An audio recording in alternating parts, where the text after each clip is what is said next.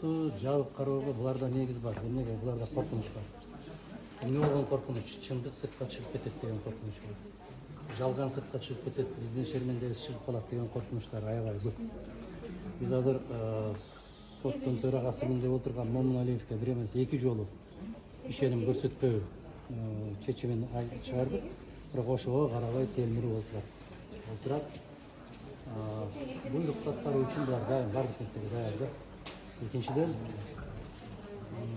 прокуратуранын курамы өзгөрүптүр азыр. Башка 2 жигит келип калыптыр. Менимче баш прокурордун кеткендигине байланыштуу булар деле өзгөрүшү мүмкүн. Себеби жагдай өзгөрө берет. Булар жанакы мыйзам менен иштеп аткан жери жок. Мыйзамды карабайт. Азыр жактоочу Доолотов мырза 114-берене боюнча, башка беренелер боюнча бардык далилдөөлөрдү алдына коюп берди. Бирок безирейген бойдон өздөрүнүн жанагы билген, даярдап келген чечимдерин кабыл ала берет. Мисалы, мен сизге ишенбейм. Сиз туура эмес, 2 жолу туура эмес. Мыйзамсыз чечим кабыл алгансыз деп бирөө туруп алса, иши уялат да. Биринчиден, экинчиден, бул судьяда маалыматка караганда бир жолу сөгүш, бир жолу эскертүүсү бар экен. Ошого карабай ишин улантып аткандан демек, кайсы бир деңгээлде көз карандылык да. Өзү негизи Кыргызстандагы судьялардын баары көз карандылык, өзгөчө көз карандылык. Ошондуктан өзгөчө иштерди ушул ишке тапшырса керек да. Ушундай, анан эми азыр 7-июнга чейин калтырылды. 19 томда. Булардан бир тууган гримдери деген бар эле го, жомокчулар. Алардан өтүп ушул 19 томду жомокту түзгөн. Ошону менен таанышып алуу үчүн жактоочу убакыт сурады. 3 күн убакыт берди. 3 күндө 19 том менен таанышабыз.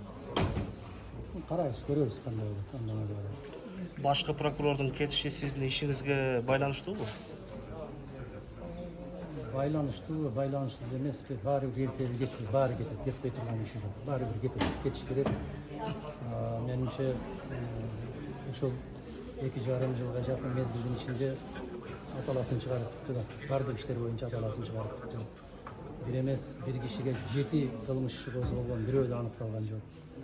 Сотко чейин келген иштердин көпчүлүгү тастыкталбай келип атат, далилденбей келип атат. Саясий буйруктар көбөйүп кеткен, өтө эле көп болуп кеткен да. Менимче бийликке жатпай калгандан эмес, ушул айыпсыз айыпталып аткан шордуулардын каргышы катарына кабыл алып коюш керек. Бул кетүүлөрдүн башталышы, кете турган нысандар көп, өтө көп. Себеби бул мыйзамсыз иштер өтө Кыргызстанда кайнап кетти.